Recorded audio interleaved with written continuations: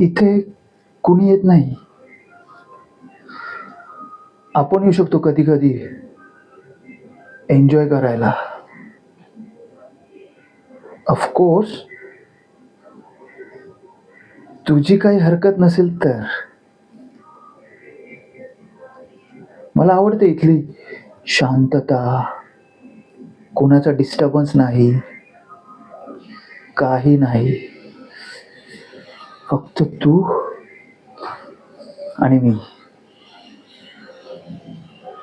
I mean to से काही चुकीचा अर्थ घेऊ नको. तुला कळतंय ना मला काय म्हणायचं ते?